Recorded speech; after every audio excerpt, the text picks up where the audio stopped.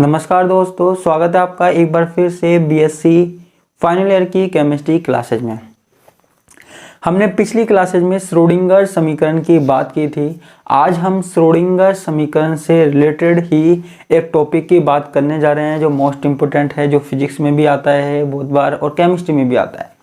आज का जो हमारा टॉपिक है वो है एक विमीय बॉक्स में कण पर तरंग फलन व ऊर्जा का व्यंजक। अब ये देखो, एक विमीय बॉक्स क्या होता है, तरंग फलन क्या होता है, ऊर्जा क्या होती है, इन सब के बारे में हमको बात करनी है।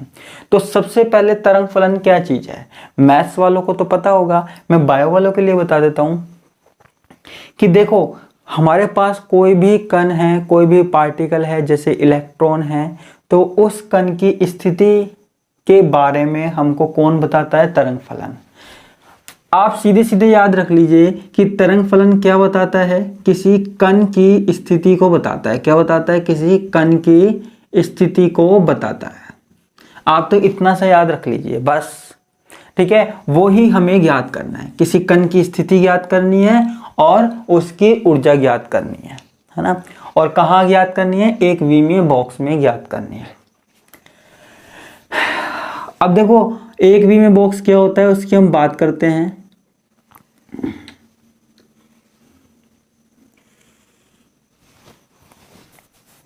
देखो, हमारे पास कोई पार्टिकल है, कोई कण है जिसका द्रव्यमान क्या है, m है।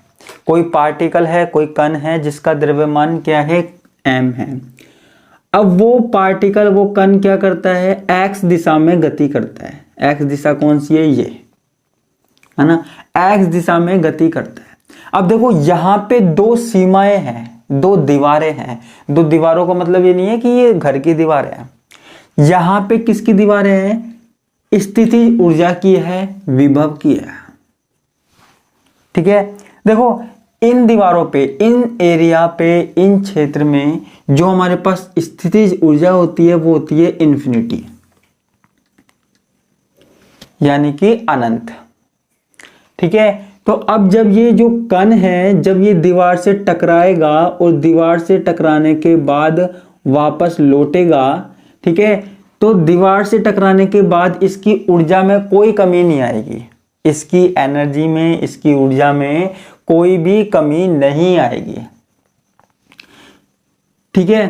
देखो, जब यहाँ पे v बराबर इंफिनिटी है, v बराबर इंफिनिटी है, तो इस कण का अस्तित्व यहां पर नहीं होगा, ना ही यहां होगा, ठीक है। हमारे पास जहां x बराबर 0 है, x क्या है, हमारे पास अक्ष है, यहां x बराबर 0 है और हमने यहां मान लिया x की वैल्यू a है, कुछ भी मान सकते हैं, तो हमने मान लिया a है, ठीक है। देखो, एक बात आपको याद रखनी है, जब v बराबर इंफिनिटी होगा, v बराबर अनंत होगा, तो साई का मान क्या होगा, 0 होगा, ठीक है। साई का मान यानी कि तरंग फलन क्या होगा, 0 होगा। ऐसे ही तरंग फलन यहां होगा 0, ठीक है। तो ये कोई एरिया है, ये कोई क्षेत्र है, इस क्षेत्र के इधर की तरफ भी हमारे पास v इंफिनिटी है और इधर की तरफ भी v इंफिनिटी है, और साई का मान क्या है, 0 है, ठीक है। और यहां बीच में, हाँ, यहां बीच में v बराबर क्या है, 0 है, ठीक है। तो देखो, जहां पे v बराबर 0 होगा ना, वहां पे हमारा कण आसानी से गति कर सकता है, वहां कण क्या कर सकता है, आसानी से गति कर सकता है, ठीक है। तो हम चाहे तो यहां पे लिख भी सकते हैं कि माना कोई m द्रव्यमान का कण, माना कोई m द्रव्यमान का कण x अक्ष में गति करता है। कोई कण एक बॉक्स में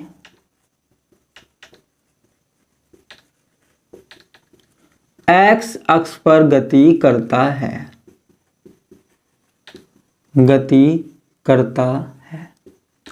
ठीक है। इसके बीच में ही गति करता है ना, और बॉक्स की दीवारों से टकराता रहता है, बॉक्स की दीवारों से टकराता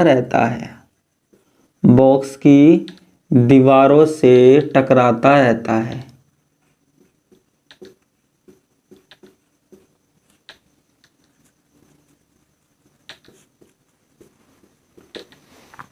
ठीक है, आप ये कण मान लीजिए ये क्या है, गति कर रहा है और यहाँ पे बॉक्स की दीवारों से क्या कर रहा है, टकराता रहता है।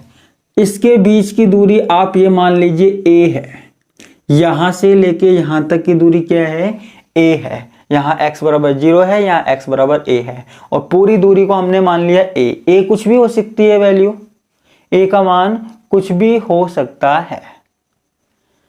ठीक है, देखो अब बॉक्स की दीवारों पर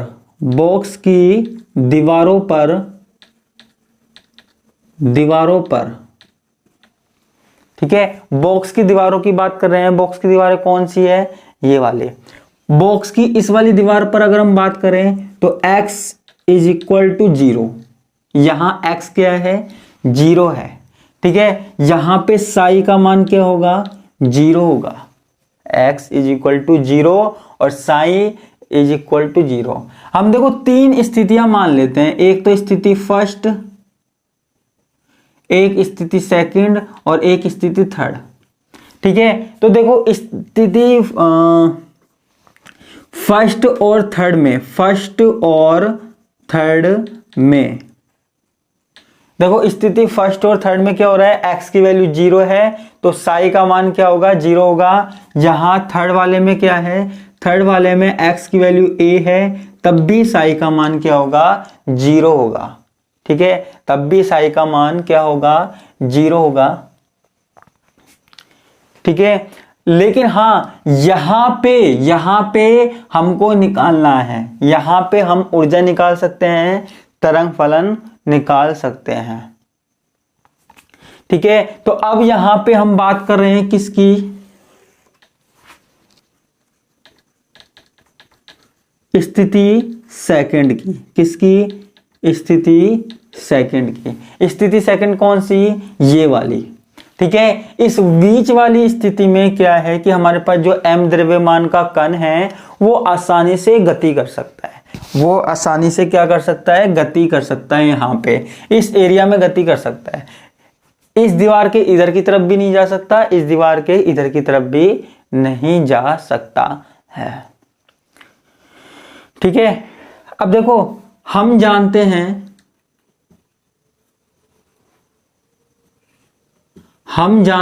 कि क्या जानते हैं, एक विमीय कण के लिए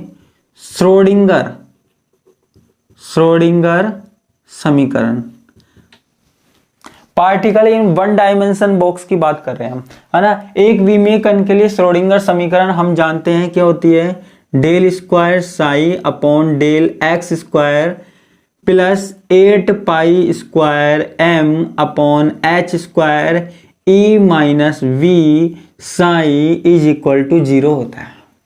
ठीक है, ये हमारे पास क्या होती है, श्रोडिंगर समीकरण होती है। क्लियर है। अब देखो हमारे पास यहाँ पे जो v है, यहां v बराबर 0, यहां पे स्थिति ऊर्जा क्या है, 0 है।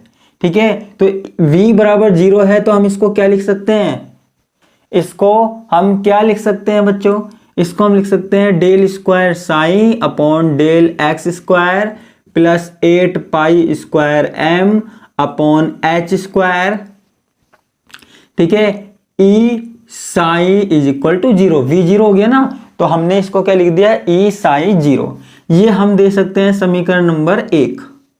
क्लियर है। अब आगे की बात करते हैं, आगे क्या बात करते हैं, देखो यहां पे 8 pi square m upon h square E, ये सारे के सारे क्या हैं, स्थिरांक हैं।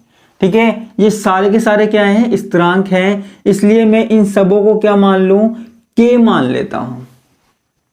ठीक है, मैं क्या मान लेता हूं, के स्क्वायर मान लेता हूं इन सबों को। ठीक है, क्लियर है, के स्क्वायर मान लेता हूं। तो यहां पे del square psi upon del x square plus k square psi is equal to 0। ये हमारे पास समीकरण नंबर क्या हो गई, 2 हो गई। ठीक है, चलो ऐसे करो, समीकरण नंबर 2 इसको देते हैं और समीकरण नंबर 3 इसको देते हैं। ठीक है, तो यहां मैं लिख भी देता हूं, यहां पाई एम एच बराबर स्थिरांक, अतः k square is equal to 8 pi square m upon h square E, ये समीकरण नंबर 2, और ये del square sine upon del x square plus k square sine is equal to 0। ठीक है, ये हो गई। अब ये क्या है, ये समीकरण 3 अवकलित समीकरण है। समीकरण 3 क्या है, अवकलित समीकरण है।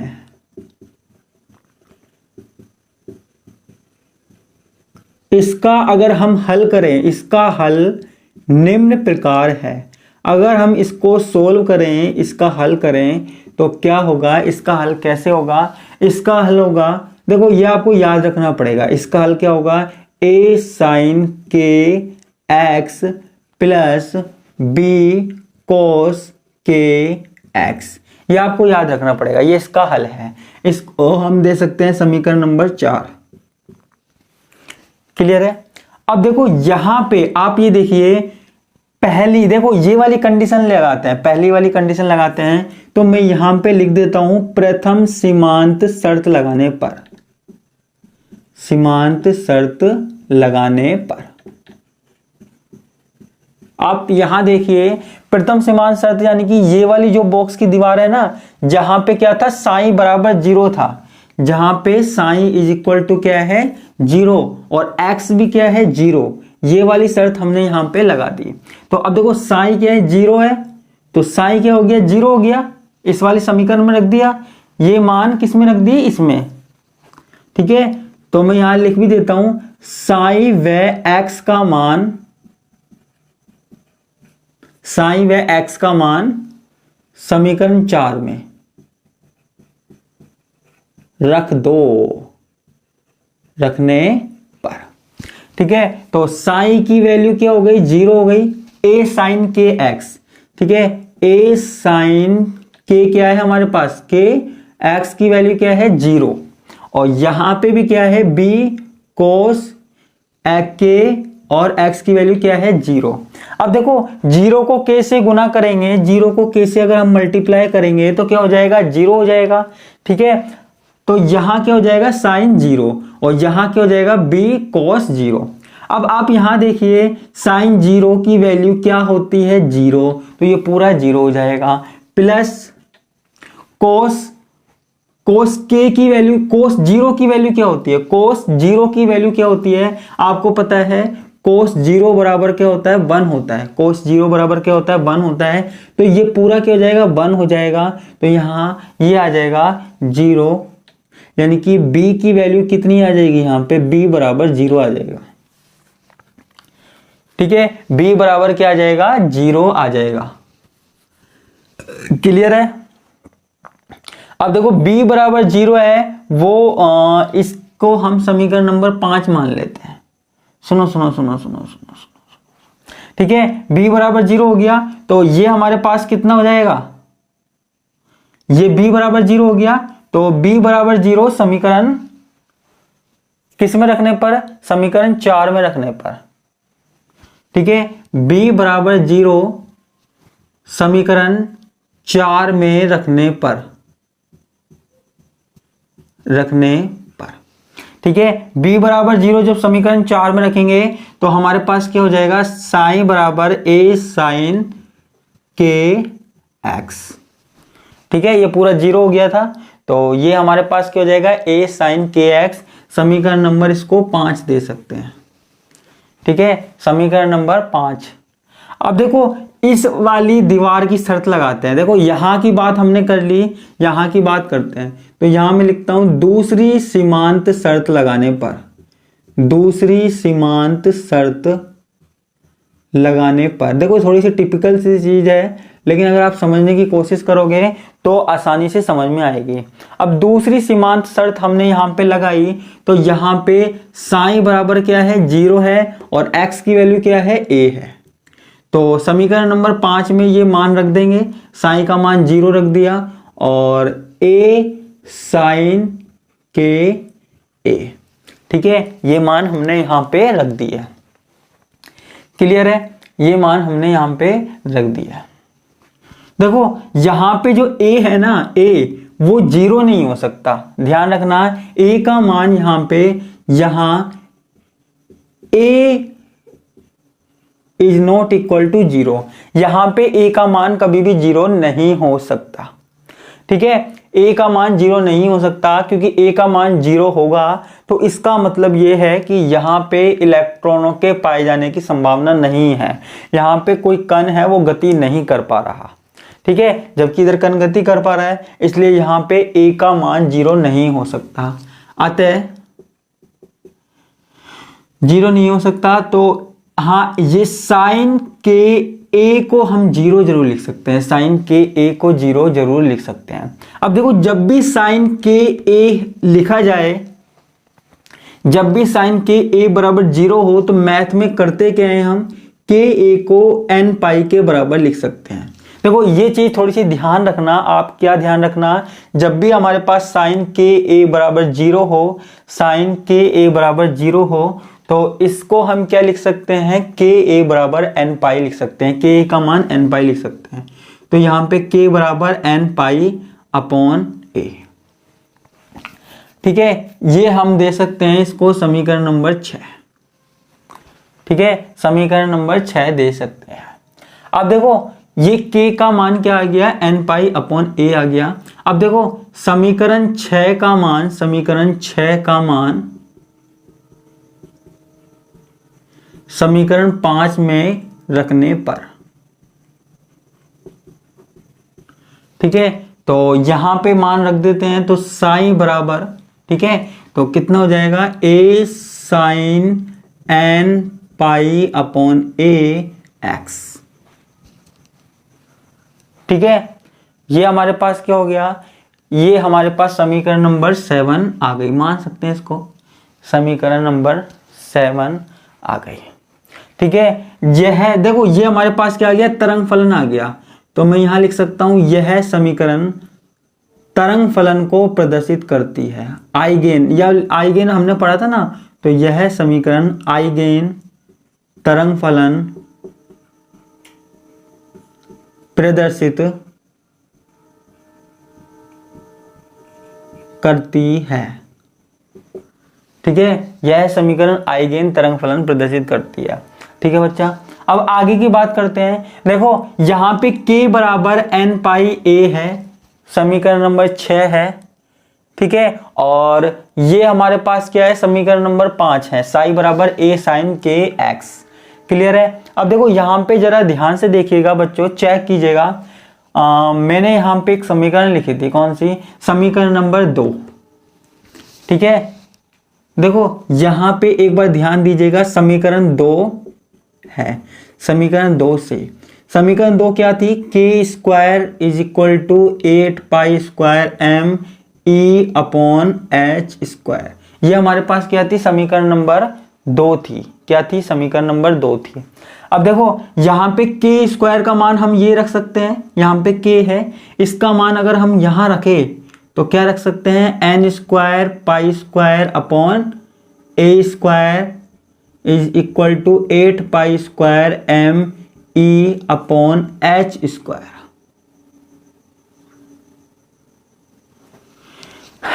ठीक है, तो हमने क्या किया, हमने k का मान कहां रख दिया, इस वाली समीकरण में रख दिया। ठीक है, तो यहां पे k स्क्वायर था, यहां k है, तो हम इसका स्क्वायर कर देंगे, तो हमने n स्क्वायर लिख दिया, फिर पाई स्क्वायर लिख दिया, फिर a स्क्वायर लिख दिया। ठीक है, is equal to 8 pi square m e upon h square. Clear है। अब देखो इसमें थोड़ी सी बात और करनी है मुझे, बोर्ड छोटा पड़ गया हमारा। अब देखो यहां पे पाई स्क्वायर से पाई स्क्वायर काट दीजिए आप। ठीक है, तो आपके पास क्या बचेगा, ई। मुझे क्या निकालना है, ऊर्जा निकालनी थी, है ना। तो मैं एक तरफ तो ई रखता हूं और बाकी की चीजों को मैं दूसरी तरफ ले आता हूं। तो मैं दूसरी तरफ लेकर आऊंगा तो मेरे पास यहां पे क्या आ जाएगा, यहां आ जाएगा n square h square upon 8 pi square pi square तो कट गया ना, हाँ पाई स्क्वायर कट गया, 8m, ठीक है, और a स्क्वायर, ठीक है। तो मेरे पास क्या आया, e मैंने यहां रखा, बाकी के चीजों को मैं क्या है दूसरी तरफ ले आया, तो n स्क्वायर h स्क्वायर ऊपर आ जाएगा, ठीक है, और उसके बाद 8 नीचे आ जाएगा, और कुछ बच तो नहीं रहा, m a स्क्वायर आ जाएगा।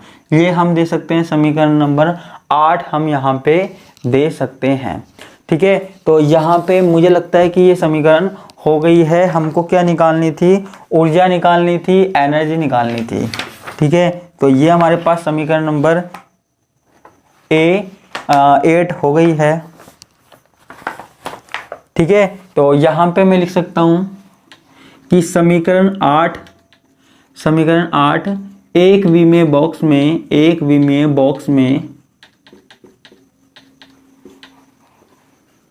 कण की ऊर्जा को